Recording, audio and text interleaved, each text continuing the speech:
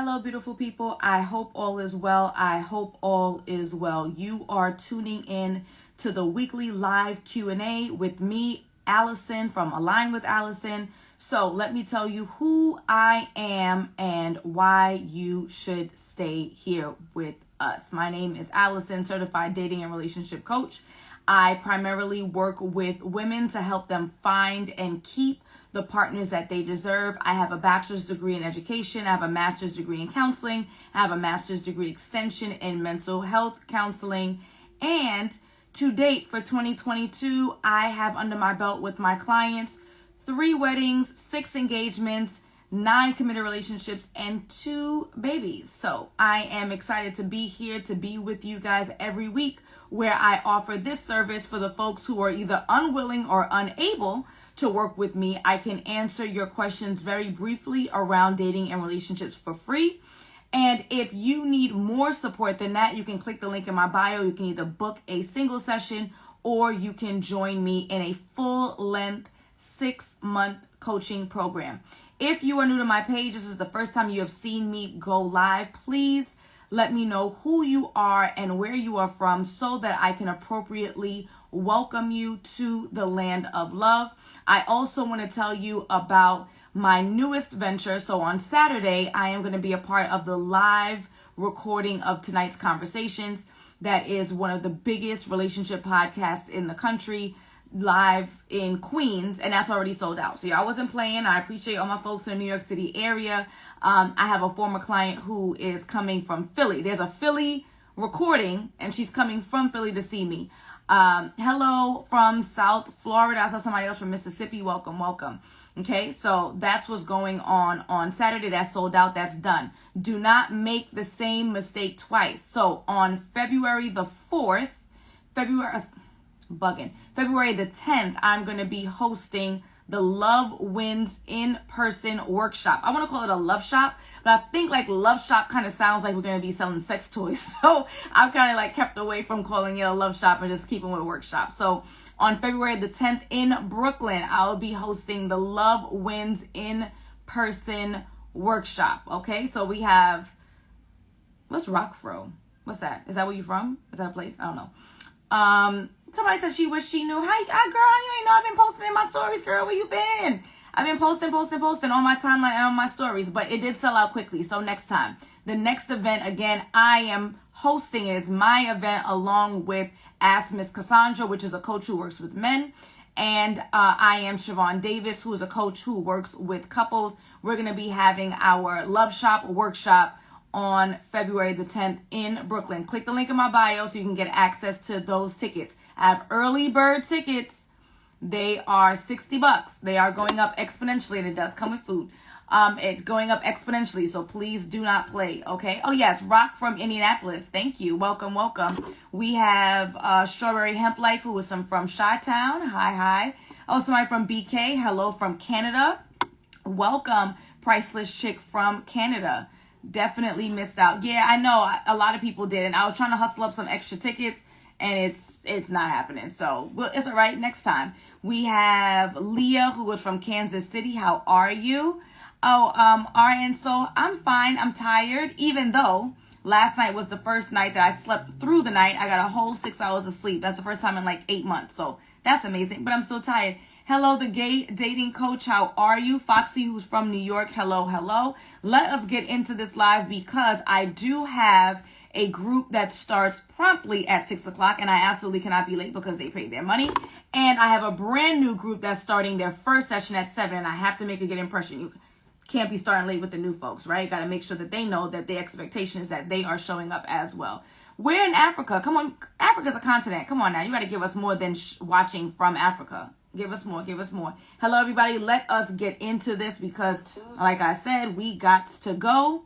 I have my groups, folks who have invested in themselves. They're ready to do the work, and I got to show up for them as they have showed up for themselves. All right, beautiful people. So, tons of questions. I'm going to get through as much as I can, but I'm telling you now, I'm not going to get through everybody's. I want to just say, because you know I wouldn't be me if I wasn't honest with y'all. Can I tell you that someone DM'd me a question and said, I don't even think she said the word please. I think she said, be sure to answer this question on the live. So I'm going to tell you, I'm going to be sure not to answer it. You're welcome in advance. Anyway, all right. Whew, lots of good questions. How do you know if a guy is interested or not interested? What are the signs? How do you know if a guy is or is not interested? How do you know the signs? Okay, so first of all, there should be no signs, right? Unless we are in elementary or middle school or the beginning of high school, there should be no signs. There should be obvious words and behaviors. Obvious words and behaviors like, I like you. I enjoy spending time with you. I can't wait to see you again. I think that you're super cool. Words, right? The action should be, when are we going out? Hey, I'm calling you tomorrow, and actually call, right? So the words and the action should be lining up. It should be abundantly clear. There should be no signs. No signs whatsoever, whether or not a man or a woman likes you, but especially a man, right? They tend to be usually more forthcoming than women. And so there are no signs that you need. It should be blatant and clear as day. If it's not blatant and clear as day, then I am questioning whether or not this gentleman actually likes you. And I think you should be questioning it. And then you need to be moving accordingly, aka moving on, because we don't have time to be trying to read the signs on whether or not someone is interested in us. They should be making that abundantly clear. And I say that to the ladies too. Ladies, please don't play games. We are no longer in a time where that's cute. It's not. It's, I'm interested. I'm showing you. I'm showing up. I'm answering the phone. I am eventually going to initiate a date. Date 4, date 5 would be nice. You know, like, we got to let folks know that we're interested in them. We don't got time for games. Okay? If someone has changed and spins the block, used to be toxic, second chance, or keep the door closed. If someone has changed and spins the block, used to be toxic, second chance, or keep the door closed. Okay, so I don't know how you define toxic, so I would need to know exactly what the behavior was in order to truly answer this question as thoroughly as I would like. But based on limited information that we have, how do you know that they've changed? How do you know? I need proof. I need evidence. I need something that's damn near tangible for me to consider to give someone a second chance. If you were in my life, it was problematic, it was traumatic, it was toxic, and now you've changed, what evidence or proof, damn near tangible proof, do I have that you have changed? If I have something that is outrageously clear to me that you've changed, undeniably clear that you've changed, then I would reconsider. Emphasis on undeniably clear. If it's not undeniable, if it's questionable in any form or fashion, I would absolutely keep it moving. Okay?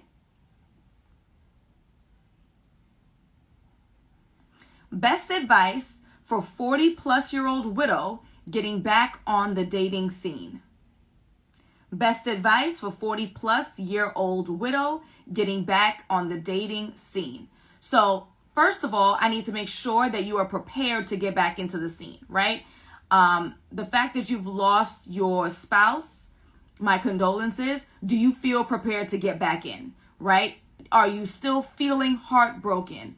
Do you cry on a consistent basis at the fact that you've lost your spouse? If you feel prepared that you are ready to get back into a committed relationship, that is the first thing before we talk about which dating apps are good and where can I go to meet guys and blah, blah, blah, blah. Are you ready emotionally? If you are ready emotionally, then what you're going to do is click the link in my bio and you're going to tap on the free training called The Partner You Deserve, which breaks down how to get back into the dating scene. Okay? If that's like an hour. If you need more than that, I have 2.5 hours of Dating 101 that talks about specifically choosing the right dating apps, where to go in your city to find men, and that's $37, I think, for 2.5 hours of instruction. It's amazing. Okay? So first, are you emotionally prepared? And then secondly, click the link on my bio, grab whatever you can grab for free or for low, and get the work in. Okay? Is dating someone a year younger a bad thing? It's not a big deal. It's 1 year. Easy peasy. Let's keep it moving. Been 6 months, never met still. Wait for him to come around. far, 5 hours, in his city, no show. Let's break this down. Been 6 months, never met still. Wait for him to come around. Far, 5 hours, in his city, no show. Let's start with the first half. Okay. 6 months, never met, wait around. Why? Why? Why are we waiting for what? This is what I always tell you guys. Stop considering starting long distance relationships. Why are we starting them? Where do you live that there is no other man but 5 hours away to start a relationship with? It is different if you are already in a committed relationship. Someone gets some amazing opportunity that they can't give up, and then the two of you decide that they're going to move to that place, they're going to live in that place, you'll reunite at some later time, right? Why are we starting long distance? Where do you live where there is no other man but 5 hours away? That is absolutely unreasonable. It's illogical. It makes no sense, right? That's number one. Number two, if you don't listen to me and you start one anyway, if someone's serious about you, there is no reason why it should take them 6 months to get to you. 5 hours is really not that bad. It's something you should never ever do in a committed relationship, but it's not impossible, right? So that means that they're a catfish, they have a life that they're hiding, or they're not interested in you. Kansas City, there's enough men. Stop it. Not no 5 hours. That's ridiculous. Stacy. Okay?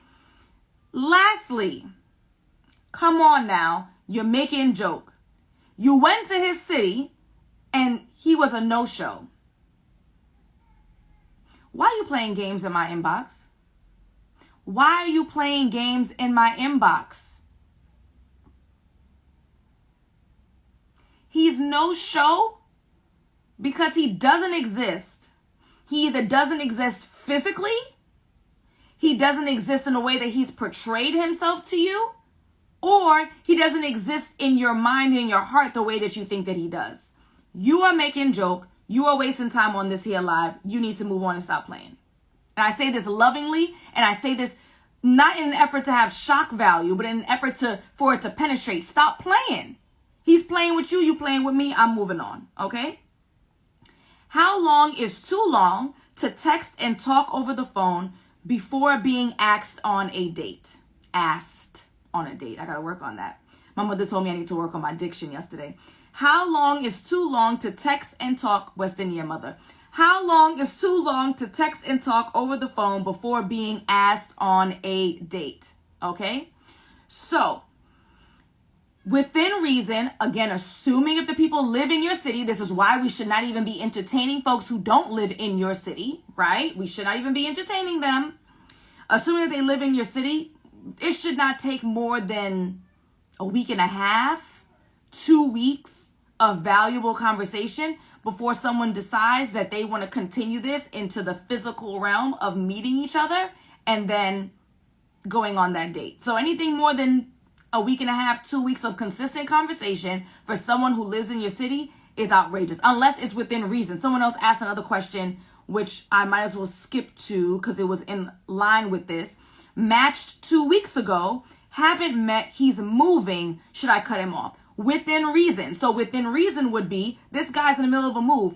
I've read somewhere that moves are the most stressful transition in anyone's life. Not a promotion or a demotion, not even parenthood, motherhood or fatherhood, but moving is the most stressful transition in one's life. It's been 2 weeks. I would give grace. I would allow for the move to relatively be done. Like all of the boxes are from one space to another space. Unpacking is a different animal. And give people grace. Okay, so good. That was a 2-for-1 special. I attract men that are horrible at planning dates. Suggestion for changing this. I attract men that are horrible at planning dates.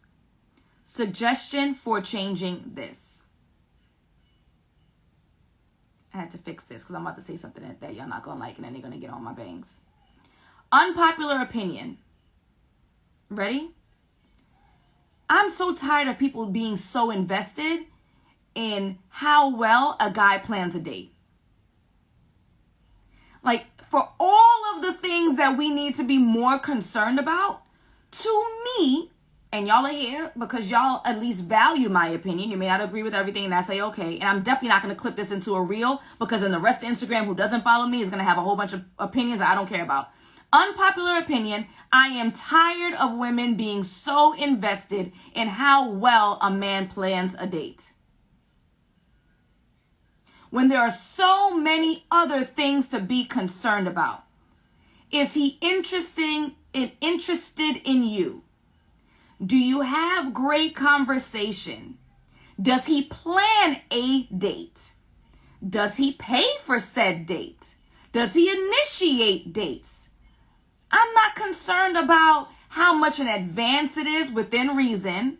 I am not concerned about how well it's I'm sorry. I just know how hard it is out there, and you guys complain to me all the time about how hard it is out there. That just seems so petty in the grand scheme of things. When people are telling me that they're meeting a guy and they find out that he's married and has children. When people are telling me that they're meeting women who are blatantly not interested in them and using them for a meal. When I'm talking to people and they're telling me about guys who are abusive, and you complaining about if the date is exciting enough. Bruh. Unpopular opinion, I'm not clipping this into a reel because I don't want to hear nobody's mouth. It's ridiculous. I'm sorry. It's very minor in the grand scheme of things. Oh, well, how well he plans the date determines or is indicative of how much he likes you. No, it's not. That's maybe just not his bag. Being creative and planning dates aren't his bag. I'm looking at the way that he treats me on said date. I'm looking at how much he communicates before and throughout and after date. I'm talking and looking at what are his goals, what are his values, what are his morals, not is he good at navigating Eventbrite. Look, I'm done. I'm moving on. Okay? And that's not to shade you specifically. I don't want you to be offended. That's in general, because I get this all the time. Okay? One date, it went well. Next day, ghost. 5 months, he came back. Convo is dry. I'm unsure what to do. One date, it went well. Next day, ghost. 5 months, he's back. Convo is dry. I'm unsure of what to do. I am sure of what to do. And what I would do if I were you is not even allow him back in the first place. You said that he ghosted you and came back 5 months later. The conversation is dry. That leads me to believe that you allowed him to have a conversation with you. Why? He should have been blocked. He should have been blocked. Because what you're not going to do is ghost me and think that you have the right to come back around like nothing ever happened. Absolutely not. That's mad disrespectful. Absolutely not. So the fact that you even let him back in to know that the convo is dry is problematic. So I'm blaming you first because you're the one who asked, so I'm here to help you, right? Don't let nobody back in, period. You don't ghost me and then just show up miraculously and think that shit is sweet. It is absolutely not sweet. It is actually quite sour. And guess what? He wouldn't even have the opportunity because he would have been blocked. It would have been block party, okay? So forget about what you said in the beginning. Right now, he ghosted 5 months. Goodbye, sir. That's the end of that, okay? One bad experience with men with kids. How to move forward. Not a deal breaker yet. I know they aren't all bad. One bad experience with men with kids. How to move forward. Not a deal breaker yet. I know they aren't all bad. What do you mean, how to move forward? Go on another date with somebody else. That's how you move forward. If you've decided that this is not a deal breaker for you, you get back on the apps, you get back on going out socially, you meet someone, and you continue. If it's not a deal breaker for you yet, you just do it. Move forward. That's it. Okay? Have been dating for over a year. He ghosted me out of nowhere. How do you handle? Have been dating for over a year. He ghosted me out of nowhere. How do you handle? I wish I would have answered that the same one so it could have been double trouble just like the last one. When people ghost you, they have absolutely no respect for you. When people ghost you, they have absolutely no respect for you. As a result, you have no other choice but to treat them accordingly. It's called reciprocity. How do you handle it? You handle it by not communicating with this gentleman any further because he didn't have the decency to communicate to you and say, this is my issue, and as a result, I think that we should separate.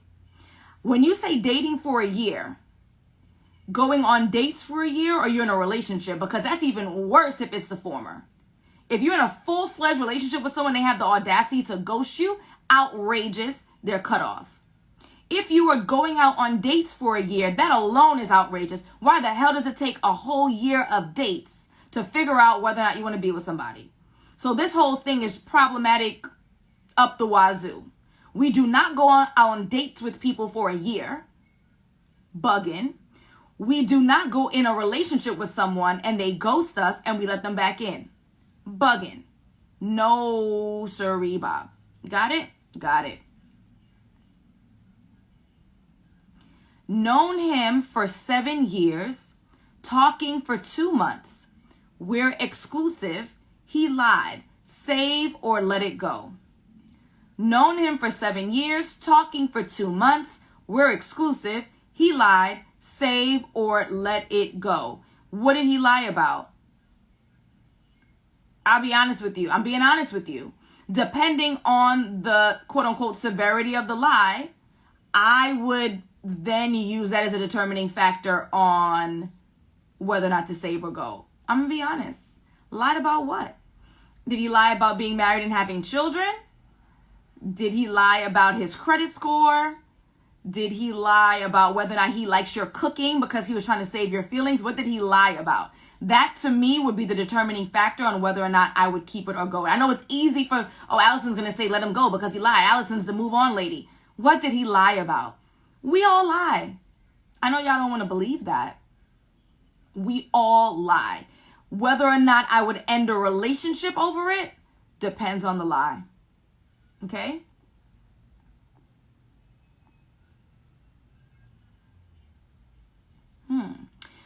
We have known each other for 2 weeks, and he's asking me to be his girlfriend.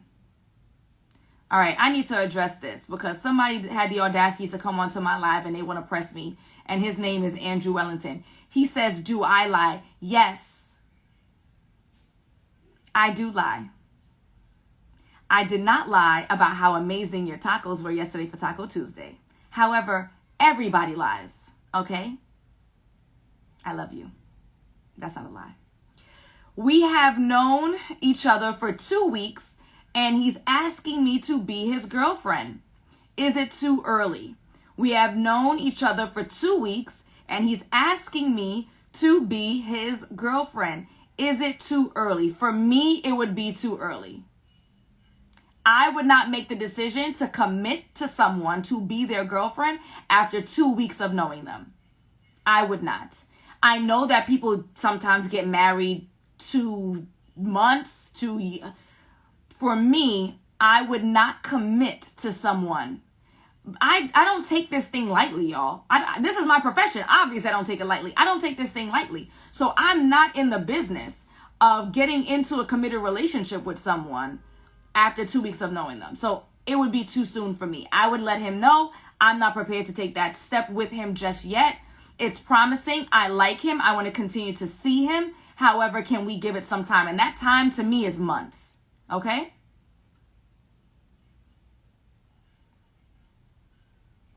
How much time do we have? 20 minutes. Have always had a reserved demeanor, somewhat quiet. Is it harder for introverts to date? Have always had a reserved demeanor, somewhat quiet. Is it harder for introverts to date? It is harder for introverts to date. It absolutely is harder for introverts to date. And the reason is because in order for you to meet as many people as possible, you have to put yourself in a position to meet people, right? And if you are an introvert, which means that relatively speaking, you enjoy time on your own, right? And you feel more recharged when you're on your own versus when you're in groups, then it would be slightly more difficult for you because you're not going to be in the proximity of as many people as an extrovert, okay? What I would recommend is really making an effort to put yourself out there. I would also recommend tapping into your immediate circle. So if you know that you're not going out socially as much as potentially an extrovert, if you know you're not putting yourself out there, you're not socializing, if you know that you refuse to be on dating apps, rolls eyes, then my recommendation is tap into your friends. Hey girl, I'm getting real serious. I want to be in a committed relationship. If you know anybody, let me know. Like, tap into your community so that you can use them as your feelers to say, oh, I do know a guy who's perfect for such and such. Let me connect them. That'd be my best recourse. If you're unwilling to work on your introvertedness. If you're willing to work on it, then work on it. If not, use your community, okay? Hi, I got a hi. I never get a hi. It's okay though. I don't take it as shade because even though I'm a West Indian and expectation that you greet people consistently through your conversations, I know that the characters are limited, so that was nice. Hi, when is the appropriate time to introduce a boyfriend or girlfriend to parents and siblings? General guidelines. Hi, when is the appropriate time to introduce a boyfriend or a girlfriend to parents or siblings? Okay, this is an excellent question. So what I would recommend is that as soon as this person becomes your boyfriend or girlfriend, then that means that you have decided that they have met the criteria to be in your life. And if they've met the criteria to be in your life, then I would imagine in theory that they've met the criteria to meet your parents. Okay? So if they are your boyfriend, if they are your girlfriend, then I think that they have met the criteria and you should move forward and you should introduce them to your parents and your siblings. The siblings actually can come before then, right? Unless you have like much older siblings who are parent-like, they can come before then. But if that's your man, if that's your girl, now is the time. Thank you, Jacette, who says, sounds like you're dropping gems per usual. And she purchased a badge. Thank you, thank you. And Jappa Black, of course, who purchased the badge. I appreciate you always and forever, okay? Seeing two people, I like both of them. Both are different and live very different lifestyles. Help. Seeing two people, like both of them, they are very different, live different lifestyles. Help. So what you're going to do is go back to your non-negotiables. You're going to list out your non-negotiables, right? This is what I teach folks that are working with me in a group. You'll go through your non-negotiables and you're going to basically do a pros and cons list. Like, which one of these people fulfill your non-negotiables? If both of them fulfill your non-negotiables, who do you think is the most compatible? Which lifestyle is most compatible to your lifestyle? So non-negotiables and then a good compatibility match, and then you decide from there, okay? Thank you, JKWS, for purchasing a badge. I appreciate you. Thoughts on men with porn addiction. Can they overcome it or will it affect relationships? Thoughts on men with porn addiction. Can they overcome it or will it affect relationships? Any addiction, especially a porn addiction in relationship to a romantic partner, is going to negatively impact that relationship. Can they overcome it? Yes, with the appropriate therapy. I'm not that person, obviously, right? I am not a sex therapist. I am not an addiction therapist. So you need to help that person find the right one, and they have to be willing to seek help. It can't be you. You can't say, I feel like you watch too much porn, so you are a porn addict, so you need to go to this therapist. I made a session, an appointment for you for a session. It doesn't work like that. It's the person recognizes and realizes that they have a problem and they're willing to seek help. You can help them find the professional, but unless they're willing to do the work to kick the addiction, then it's never going to happen. You guys have seen, intervention on A&E. Like, if you don't have a personal life experience and seen addiction in full force, no one is ever going to kick their habit until they're ready to kick the habit. It does not matter at all what is happening. It doesn't matter if they lose their job, they lose their housing. It doesn't matter if they are on death's bed. Like, it does not matter. Until they are ready to decide that they want to change their life, they're not going to change it. So yes, it will definitely negatively impact all of their relationships, especially their romantic ones, but there's nothing you could do about it. I know that sounds kind of harsh. There's nothing you can do about it. They have to decide whether or not they want to be in a therapeutic situation. So there's something I neglected to do. I'm sorry. I actually gained like a whole bunch of followers in the last couple of weeks, so you may not be familiar with how this works. My name is Alison, certified dating and relationship coach, primarily working with singles to help them find and keep the partners they deserve. In 2022, I had 3 weddings, 6 engagements, 9 committed relationships, and 2 babies from the clients who work with me in my signature program, The Partner You Deserve. Every week on Wednesdays around 5 p.m. Eastern, I do this live Q&A. How it works is that you submit in this story that I post between Tuesdays and Wednesdays, between Tuesday 5 p.m., Wednesday 5 p.m. You submit your question in the box in this story. I'm actually rebranding, so this box is going to be different. But for now, it looks just like this. That is how you submit your questions. Unfortunately, I cannot take questions on the live. I don't have time because I have to get off by 6 o'clock because I have group with those who have invested in themselves and are looking to make a change in their romantic lives, okay? Jazz, the finest ace, 1908 says top tier. Queen Alison produces results, okay? Thank you, boo. Yeah, it's okay. Don't feel bad. Again, you're probably new. You didn't know how it works, and I did not say that on the top, so it's important that I let you know, all right? We have time just for a few questions. I'm ready to date, but I live in Memphis. Most men don't want a relationship, just sex. That is not true. Most men want sex. Lots of men want relationships. Living in Memphis or DC or NYC or LA or any Chicago, any other city, I need y'all to stop saying that it's the city. I'm in this city, and that's the problem. I'm in that city. Now, I am going to tell you something that is the damn truth. I'm going to tell you something that's the damn truth.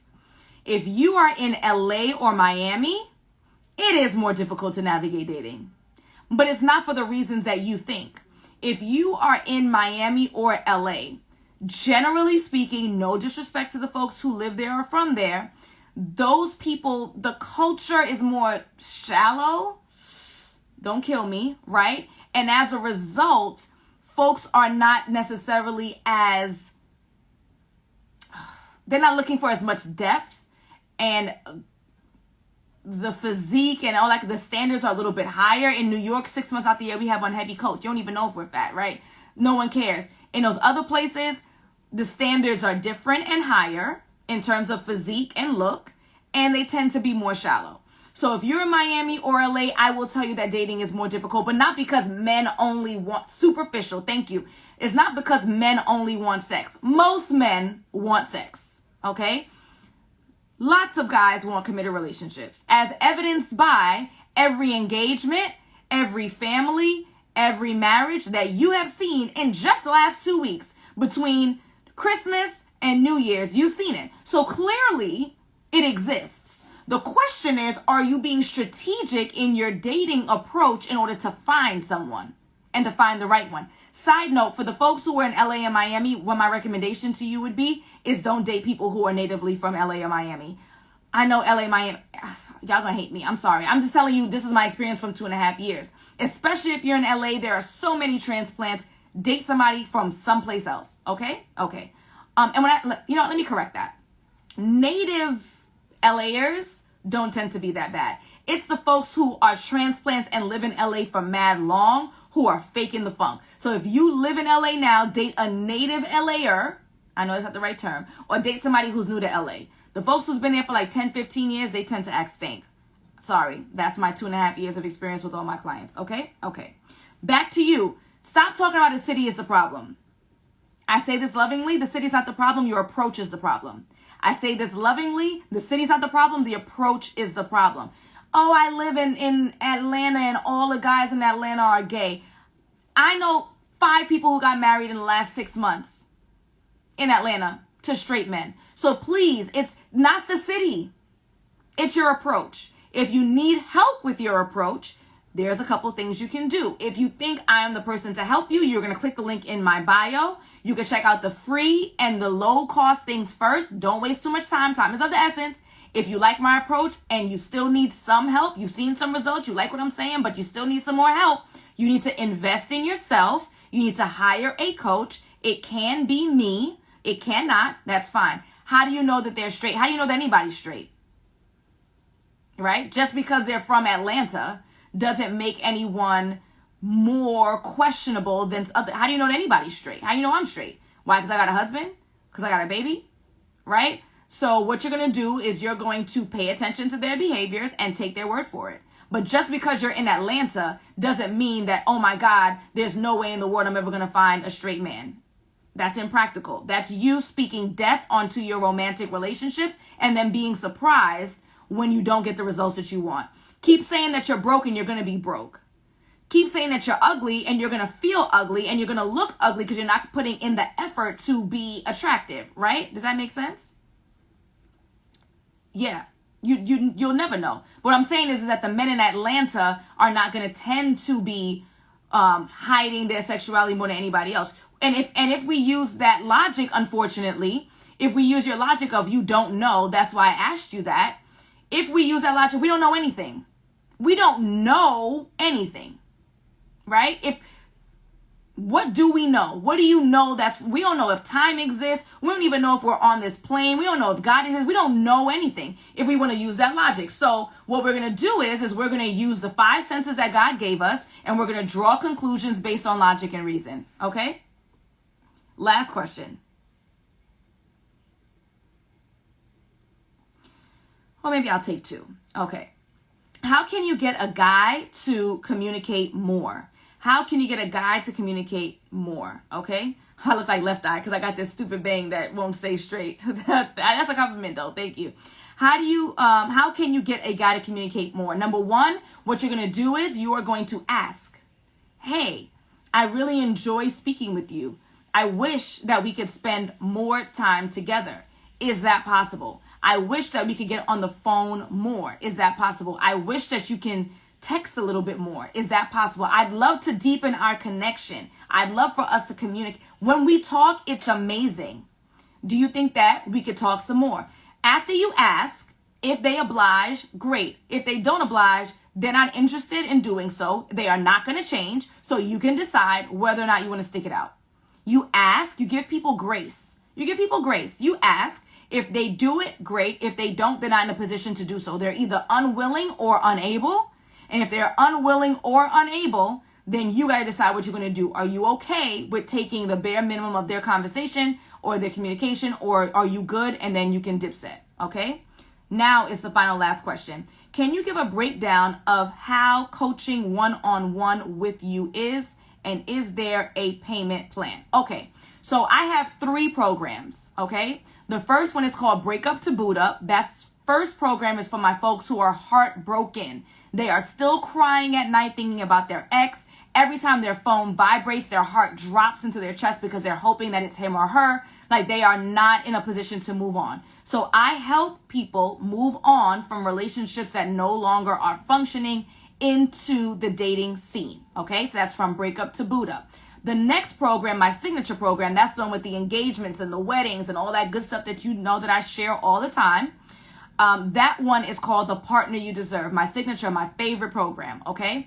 That program is 6 months. We have 8 weeks of instruction. We meet once a week for 8 weeks, 8 weeks of instruction live via Zoom. And that's in a small group, either 4 people or 1, depending on what you choose, right? You can choose one-on-one, you could choose small group.